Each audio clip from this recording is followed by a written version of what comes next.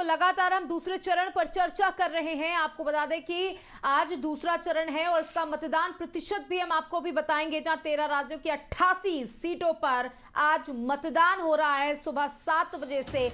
वहीं आपको बता दें उत्तर प्रदेश की 8 सीटों पर मतदान है। मथुरा में 3 बजे तक का आपको बता दें 39.45% अभी तक सबसे कम आपको बता दें मथुरा, और सबसे ज्यादा अभी तक अमरोहा का हुआ है। 52.02% मथुरा का परसेंटेज गया है अभी तक। ये 3 बजे तक के मतदान का जो आंकड़ा है वो हम आपको बता रहे हैं, और अभी समय 4:30 बजे के आसपास हो रहा है और 3 बजे तक के ये आंकड़े हैं।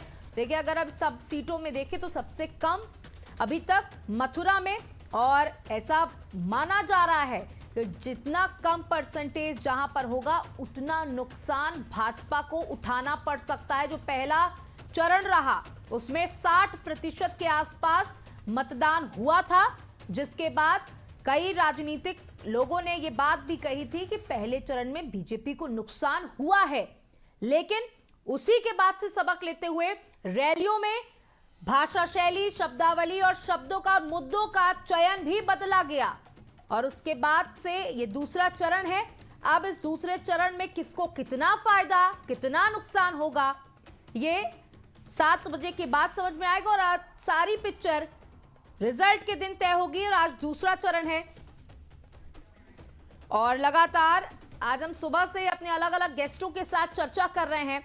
और अब हमारे साथ एमएलसी अरुण पाठक जी मौजूद हैं, साथ ही साथ महेश शर्मा जी वरिष्ठ पत्रकार जुड़े हुए हैं। सर, आप दोनों का बहुत बहुत स्वागत है। सबसे पहला सवाल अरुण पाठक जी आपसे ही लेना चाहूंगी कि देखा आपने कि मथुरा में किस तरीके से परसेंटेज 3 बजे तक काफी कम है। अभी तक अगर 8 जिलों के 7 जिलों के कंपैरिजन करें तो मथुरा में सबसे कम और अमरोहा में सबसे ज्यादा, जबकि अमरोहा 2019 में भी बीजेपी के हाथ से निकल गई थी। नहीं, अभी ये जो आपकी रिपोर्ट है वो 3 बजे तक है। समानता जितने भी मतदान जहाँ हो रहा है वहाँ 44 से 43 है, 44 से 43, और मथुरा में 40 है। पिछली बार मथुरा में 62% हुआ था चुनाव, और पक्का ये विश्वास भी है भी जितने भी घंटे मतदान के बाकी हैं, चूँकि गर्मी का टाइम है, लोग समानता सुबह की शिफ्ट में और फिर बाद में 3 बजे के बाद मतदान करने के लिए भारी संख्या में निकलते हैं। और मथुरा के लोग बहुत ही जागरूक मतदाता के रूप में हैं। मेरा पक्का विश्वास है कि मथुरा में आप जब फाइनल रिजल्ट देखेंगे तो पिछले वर्षों की भांति जो 62%, 64% वोट हुआ है, पोलिंग हुई है, उतना ही मथुरा में फिर होगा। अभी से 3 बजे से एकदम से आकलन ये नहीं कह सकते कि मथुरा में कम मतदान है। हाँ, गति धीमी है, कई कारण हो सकते हैं, और इस गर्मी में जो मतदाताओं का रुझान है वो शाम की शिफ्ट में इधर 3 बजे के बाद बड़ी संख्या में, वहाँ पे आप पता करेंगे भी तो लाइनें वहाँ पे लगना शुरू हो गई, लोग बड़ी संख्या में निकल भी रहे हैं मथुरा में। और मैं आपके चैनल के माध्यम से मैं अपील भी करना चाहूँगा मथुरा के मतदाताओं से कि देश हित में और देश के लिए मतदान अवश्य करें।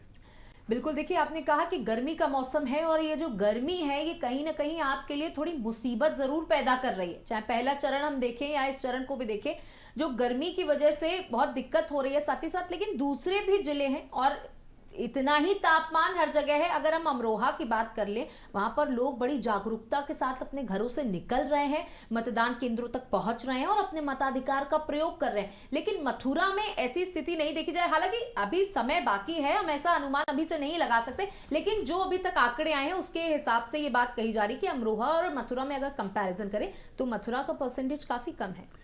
काफ़ी नहीं, कम मैं मानता हूँ कि ये भी आपने जो आपका फ्लैशिंग आपका हो रहा था टीवी पर, उसमें गाजियाबाद है, अमरोहा है, बुलंदशहर है, वहाँ भी 43 से 40% मतदान 3 बजे तक हुआ, और मथुरा में 40% हुआ है।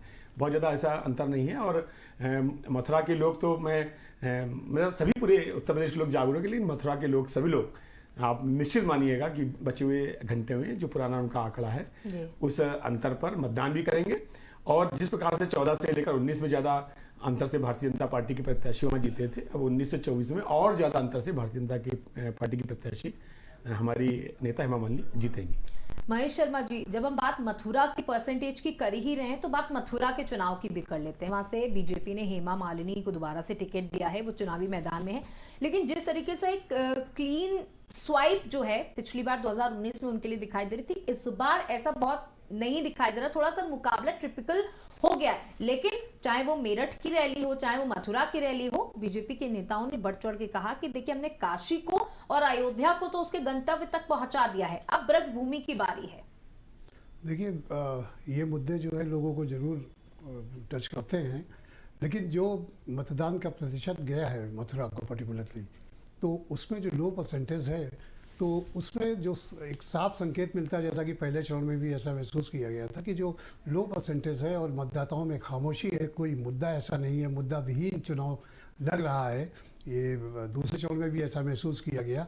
तो ये जो खामोशी है ये और जो लो परसेंटेज है, ये कुछ संकेत करता है। मैं स्पष्ट तौर पे कुछ नहीं कहना चाहता हूँ, लेकिन मुझे ऐसा लगता है कि ये जो कैंडिडेट रिपीट किए गए हैं, तो इनको लेकर के एक एंटी इनकम्बेंसी लोकल लेवल पे, पार्लियामेंट्री सेगमेंट लेवल पे कहीं ना कहीं महसूस की जा रही है और चर्चा में भी है। हेमा मालिनी जी कहाँ की रहने वाली लोग जानते हैं, साउथ की हैं, और सारी बातें को स्टार हैं, कहीं से भी लड़ा दो जीत जाती रही, और बीजेपी की कुछ लहर का उन्हें लाभ भी मिलता रहा। तो इस बार हम ये कह सकते हैं कि कुछ सीटों पे बीजेपी बहुत ज़्यादा कंफर्टेबल नहीं है। उत्तर प्रदेश की 8 सीटों में से जिन सीटों पे कंफर्टेबल नहीं महसूस कर रही है, ऐसी खबरें आ रही हैं, उनमें से मथुरा भी एक है। बिल्कुल, देखिए जैसा कि आपने कहा कि कंफर्टेबल नहीं लग रही, यानी कि एक जो रास्ता बहुत ही आसानी से चला जा सकता था जिस रास्ते पे, उस पे अब पत्थर जो है वो आ गए हैं। अरुण पाठक जी, देखिए कई सीटें हैं उत्तर प्रदेश की जहां पर आपने कैंडिडेट्स रिपीट किए हैं, और कई सीटें ऐसे भी हैं जहां से आपने टिकट काट के नए कैंडिडेट्स को दी गई है। दोनों ही जगह पे मुसीबतें आ रही हैं। जहां पे नए कैंडिडेट्स दिए गए हैं, लोगों का कहना है कि वो बाहरी हैं, इसलिए उनको एक्सेप्ट, ये जो बड़ा मुद्दा बाहरी का आ रहा है, ये थोड़ा आपके लिए मुश्किलें पैदा कर रहा है, क्योंकि चाहे वो कानपुर की सीट हो, चाहे वो मथुरा की सीट हो, चाहे वो अन्य जगहों की सीट हो, ये जो बाहरी जो फैक्टर है ये आपके लिए मुसीबत बन सकता है। पहले मैं आपके कम परसेंटेज की बात कर लूं। अभी आप अमरोहा की बात कर रही थी। अमरोहा में 2014 में 70% वोटिंग हुई थी, और अभी अमरोहा में 44% वोटिंग हुई 3 बजे तक। इसमें 26% का अंतर है। 2014 में 64% वोटिंग हुई थी मथुरा में, और अभी तक 40% हो चुकी है, तो 24% पीछे है। तो ये बात तो एकदम पूरी तरह गलत है कि वोटिंग परसेंटेज कम हो रहा है। अमरोहा का 40% कम है, यहाँ का ज़्यादा है। वो भी उनको भी 26% कवर करना है और मथुरा को 24% करना है। एक बात। दूसरी बात कि बाहरी कोई नहीं होता। सारा जब हमारे सारे देश को एक मानते हैं, वसुधैव कुटुंबकम को मानते हैं सब इस देश के वासी हैं, और हमारे संविधान में किसी को कहीं से भी चुनाव लड़ने का मौका मिल सकता है, लड़ सकता है। तो ये बाहरी शब्द का प्रयोग वो लोग करते हैं जिनको लगता है कि चुनाव कोई चुनाव का मुद्दा नहीं है, कोई चुनाव का जो पैटर्न होता है उस पैटर्न पे नहीं जाना चाहते हैं, विकास पे नहीं चुनाव लड़ना चाहते हैं, जो जाति पर, धर्म पर लड़ना चाहते हैं, बाहरी पर लड़ना चाहते हैं। माफ करिएगा कि मैं आपको बीच में टोक रही हूँ, लेकिन जो आपने कहा कि बाहरी शब्द का प्रयोग दूसरे करते हैं, हम नहीं। लेकिन अगर कानपुर सीट की हम चर्चा कर ले, तो आपके ही एक बड़े चेहरे ने कानपुर से यहाँ के प्रत्याशी के लिए एक पत्र लिखा कि यह जनता, कार्यकर्ता उनको एक्सेप्ट नहीं कर पा रहे। तो अब इस पर आप क्या कहेंगे? नहीं, ऐसा किसी व्यक्तिगत कोई राय हो सकती है। आप जिस चेहरे की बात कर रहे हैं, उन्होंने ये भी कहा है कि पूरे तन से, मन से, धन से, पूरी शक्ति के साथ प्रत्याशी को चुनाव लड़ाएंगे और रहेंगे। किसी को अपनी बात कहने का हक होता है उचित फोरम पर, वो कहेगा। उसमें कोई इसको पार्टी लाइन एक तो नहीं मान सकते हैं। दूसरा बात कि जब सारे अब हमारे गुजरात से आदरणीय प्रधानमंत्री जी आते हैं, बनारस से लड़ रहे हैं, बनारस वाले उनको सबसे बड़ी जीत देने का आपकी मूड बनाए हुए हैं। पूरे देश की सबसे बड़ी जीत वहाँ होने वाली है। दोनों चुनाव में 14 में और 19 में आदरणीय नरेंद्र मोदी जी को, हमारे पीएम सर को उन्होंने बड़े अंतर से जिताया, और अंतर लगातार बढ़ता जा रहा है। इसका मतलब बाहरी कहीं कोई मुद्दा नहीं है, बाहरी कहीं कोई चर्चा नहीं है, कुछ भी नहीं है, कुछ नहीं है कहने के लिए, इसलिए ये शब्द हमको कहना है। एक तो ये है। दूसरा कि भारतीय जनता पार्टी 2047 में विकसित भारत के आधार पर चुनाव लड़ रही है। भारतीय जनता पार्टी 3 करोड़ लखपति दीदी बनानी, इसके लिए चुनाव लड़ रही है। भारतीय जनता पार्टी के शासनकाल में 10 वर्षों में लगभग 24 करोड़ लोग गरीबी रेखा के ऊपर आए हैं, इस बात पर चुनाव लड़ रही है। भारतीय जनता पार्टी युवाओं पर, किसानों पर, गरीबों पर कोई भी जो फोरम है उस आधार पर चुनाव लड़ रही है। भारतीय जनता पार्टी कोई वो एक जो नहीं होता है वोट बैंक जिसको लोग मानते हैं, उसके आधार पर चुनाव नहीं लड़ रही है। मेरा आपसे, आपके इस शानदार चैनल के माध्यम से मेरा ये बहुत पक्के तौर पर कहना है कि एक माहौल है पूरे देश में कि एक प्रचंड बहुमत के साथ, एक बड़े बहुमत के साथ भारतीय जनता पार्टी की सरकार आदरणीय नरेंद्र मोदी जी को तीसरी बार प्रधानमंत्री बनाने का एक लोगों ने निर्णय ले लिया है, और उसकी धमक, उसकी चमक, उसकी एक मैसेज लोगों तक है और उस पर वो दिखाई भी पड़ रहा है। लोग सीधे सीधे बात अपने प्रधानमंत्री की बात को मानते हैं, उनकी बात को सुनते हैं, उनकी बात को तवज्जो देते हैं। आप कल्पना करिए कि प्रधानमंत्री आह्वान करते हैं कि गैस सिलेंडर की सब्सिडी छोड़ दीजिए और लाखों करोड़ों लोग उसकी सब्सिडी को छोड़ देते हैं। ये कोई छोटी बात नहीं है। इसलिए उनको विश्वास है कि जो मोदी की गारंटी है वो गारंटी की भी गारंटी है। इसलिए मोदी की कही हुई बात, देखो पहले लोग घोषणा पत्र अपना करते थे, क्या घोषणा करते थे? हमारी पार्टी ने, भारतीय जनता पार्टी ने संकल्प पत्र लिया है और संकल्प पत्र इस आधार पर लिया है कि पिछली बार जो संकल्प पत्र 2019 में था और अभी इसके बीच में कोरोना का एक ऐसा काल भी आया था जिसमें हर चीज रुक जैसी गई थी, उसके बाद भी सारे संकल्प पत्रों को, सारी बातों को पूरा करने का जो एक आधार, एक जो वचन दिया था उसको पूरा किया है। तो लोगों के मन में है कि भारतीय जनता पार्टी जो कहेगी वो करेगी। अन्य लोग केवल घोषणा करेंगे और करेंगे नहीं, या जो कहेंगे वो नहीं करेंगे। इसलिए मोदी की गारंटी के आधार पर, मोदी परिवार के आधार पर, नमो परिवार के आधार पर भारतीय जनता पार्टी अब की बार फिर 400 पार। बिल्कुल। देखिए जो हमारे साथ अरुण पाठक जी मौजूद हैं, वो तो अपनी पार्टी की बात रख रहे हैं और उन्होंने अपने प्रधानमंत्री का पूरा हमें बता दिया कि उन्होंने क्या किया है, क्या नहीं किया है, जैसा उनको आदेशित किया जाता है कि आप कार्यकर्ताओं के पास जाइए। लेकिन वरिष्ठ पत्रकार जी, आप देखिए, आपने बहुत सारे चुनाव देखे हैं और इस तरीके की रणनीतियां भी देखी हैं, कैसे चुनाव में कैसे पलटी होती है वो भी देखी है। इस बार जो हम अगर मेरठ सीट की थोड़ी सी चर्चा कर लेते हैं, क्योंकि इस समय पूरे देश में राम मंदिर का माहौल है। हर रोज वहां लाखों की संख्या में श्रद्धालु पहुंच रहे हैं, भगवान के दर्शन कर रहे हैं और इसमें कोई गुरेज नहीं है कि बीजेपी इसका पूर्ण रूप से फायदा उठा रही है। अपनी हर रैली में राम का नाम आ रहा है और उसी चीज को ध्यान में रखते हुए अरुण गोविल को चुनावी मैदान में उतारा गया। ये सोचा गया कि प्रभु श्री राम को मान करके मेरठ में इनका बेड़ा पार हो जाएगा, लेकिन ऐसा मेरठ में होता दिखाई नहीं दे रहा है।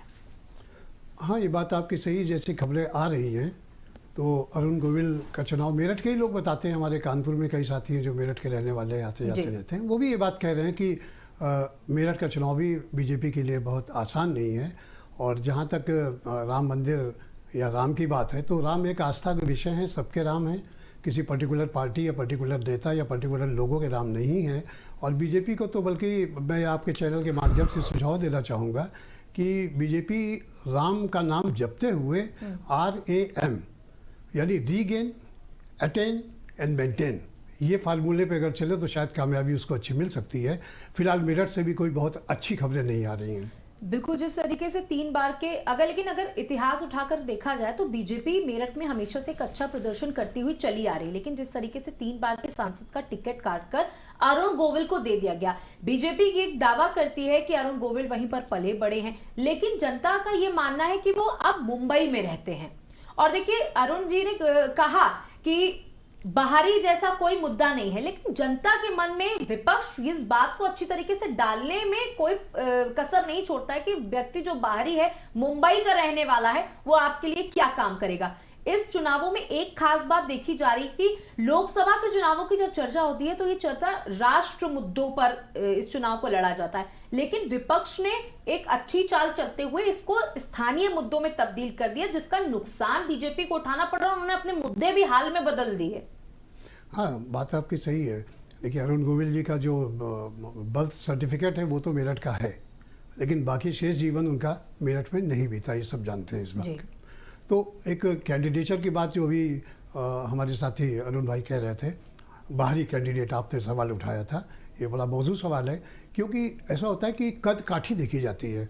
नरेंद्र मोदी जी देश के किसी भी कॉन्स्टिट्यूएंसी से लड़ेंगे तो निश्चित तौर पे जो उसके नतीजे हैं वो सकारात्मक हो सकते हैं जी। दूसरी तरफ अब कानपुर की बात आप कर रही थी कि अब रमेश अवस्थी जी, इनको लेकर के बाहरी का मुद्दा विपक्ष ने बना दिया है और पार्टी में भी हल्का फुल्का डिसकंटेनमेंट महसूस किया जा रहा है। प्रकाश शर्मा ने सीधे प्रधानमंत्री को पत्र लिख दिया, ये अपने आप में एक बड़ी बात है।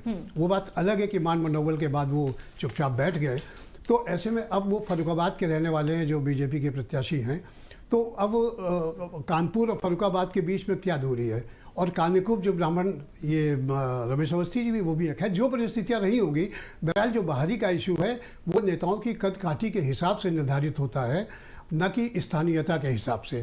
तो ये इशू तो अभी भी एग्जिस्ट कर रहा है। अब लोकल मुद्दों की जहाँ तक बात है, तो देखिए इस पे जो सबसे बड़ी बात यह है कि सबसे पहले हम लोगों को मैनिफेस्टो पर भी एक बहस की जानी चाहिए, क्योंकि मैनिफेस्टो मेन जो इंडिया अलायंस का, जैसे इंडिया अलायंस के अलग अलग बने हैं, तो जो मेन पार्टी लड़ रही है उनका क्या मैनिफेस्टो कह रहा है, और जो भाजपा का संकल्प और मोदी की गारंटी, ये मैनिफेस्टो क्या कह रहा है, तो इन पर भी चर्चा करनी चाहिए। स्थानीय मुद्दे वास्तव में देखा जाए तो जैसे निकाय के चुनाव हुए या विधानसभा के चुनाव हुए, उसमें ये चीज़ें आती हैं। स्थानीय मुद्दों में अगर नागरिक समस्याओं के इशू हम लोग लोकसभा के प्रत्याशियों से या सांसदों से या लोकसभा में चर्चा करें, जब तक कि कोई बहुत बड़ा मुद्दा ना हो, जैसे कानपुर में गंगा सफाई का मुद्दा है, तो उसका कोई बहुत ज़्यादा वो इम्पैक्ट उस पर नहीं पड़ता है। स्थानीयता की बात अलग होती है, और जो राष्ट्रीय स्तर के इश्यूज़ होते हैं, राज्य स्तर के इश्यूज़ होते हैं, पब्लिक से जुड़े हुए मुद्दे होते हैं, उनके जो बेनिफिशरीज हैं उनको क्या कंटिन्यू करेंगे या नहीं करेंगे, या कुछ और योजनाएं कल्याणकारी होती हैं, उन सब चीज़ों पर बहस का वो होता है मामला। तो कुल मिला के स्थानीय इश्यूज़ पे लोकसभा का चुनाव लड़ने जाने की बात मेरी समझ से तो बहुत ज़्यादा असर नहीं करती है। बिल्कुल अरुण जी, देखिए अभी हम लगातार प्रधानमंत्री की रैलियों में और सभी बीजेपी नेताओं की रैलियों में कांग्रेस के मैनिफेस्टो के एक पॉइंट का जिक्र बहुत ज्यादा देख रहे हैं।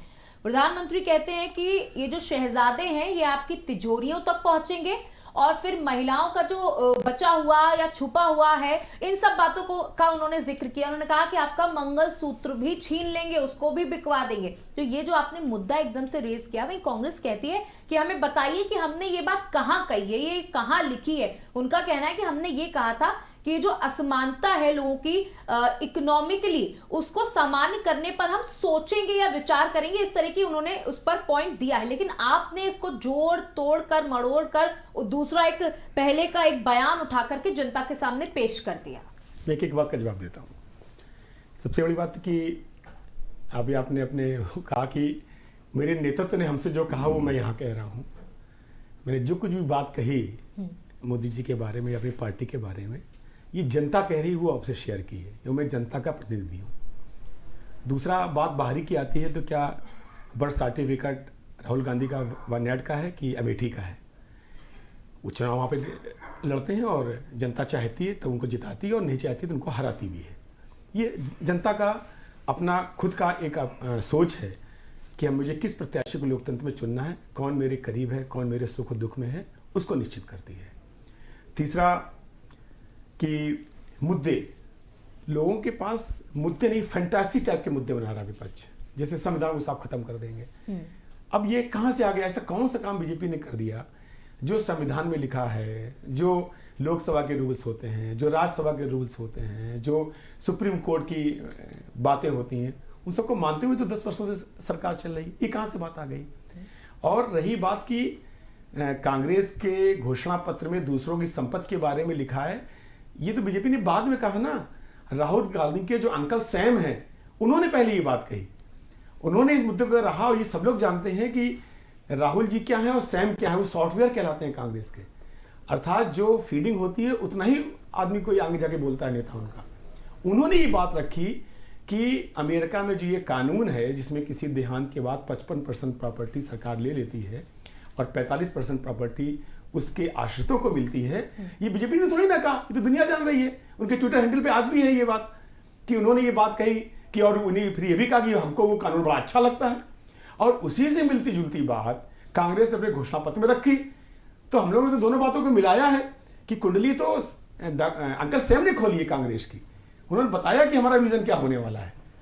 तो इसलिए इस बात को, जो कांग्रेस की एक मंशा है, जो उनका स्वभाव है, जो उनका चरित्र है, उस चरित्र के आधार पर जनता ने 2014 में देखा, 2017 में देखा, 2019 में देखा, 2022 में देखा। सही पार्टी अपनी बात कहने गई तो थी इनके पास। 14 से बड़ी जीत 19 में दी, 17 से बड़ी जीत 22 में दी, और फिर मैं आपके इस चैनल के माध्यम से कह रहा हूं कि 19 से बड़ी जीत जनता 2024 में मोदी जी को देगी। बिल्कुल। और इसी बीच आपको बड़ी खबर बता दी, जहां अमरोहा में मतदान करने आई एक 70 वर्षीय महिला की मौत हो गई है। मतदान करके बाहर निकली थी, उसी वक्त उनकी मौत हो गई। जमीन पर गिरने से बुजुर्ग महिला की मौत हुई है। इस वक्त की बड़ी खबर आपको अमरोहा से बता रहे हैं। हार्ट अटैक के कारण महिला की मौत हुई है। ये वजह बताई जा रही है कि अचानक से उन्हें हार्ट अटैक आता है और उनकी मौत हो जाती है। मोहल्ला शिव द्वारा के पास ये बूथ था जहां पर बूथ नंबर 35 पर वोट डालने ये बुजुर्ग महिला आई थी और अचानक से हार्ट अटैक होने की वजह से उनकी मौत हो गई। देखिए, आपको बता दें कि टेम्परेचर बहुत ज्यादा है, इसलिए लोग अपने घरों से सावधानी बरतते हुए निकल रहे हैं। हालांकि वोटिंग का दिन है, लगातार सभी से अपील की जा रही है कि आप अपने घरों से निकलकर अपने मताधिकार का प्रयोग करें। और ये जो हादसा हुआ है, हार्ट अटैक के कारण महिला की मौत की खबर अमरोहा से सामने आ रही है। आपको बता दें, अमरोहा में लगातार तेजी के साथ परसेंटेज बढ़ रहा है वोटिंग का। और उसी बीच ये एक दुखद खबर, जहां बूथ नंबर 35 पर ये वोट डालने ये 70 वर्षीय महिला आई थी और अचानक जब वोट डालकर ये बाहर निकली तो उनको हार्ट अटैक हुआ और उनकी मौत हो गई।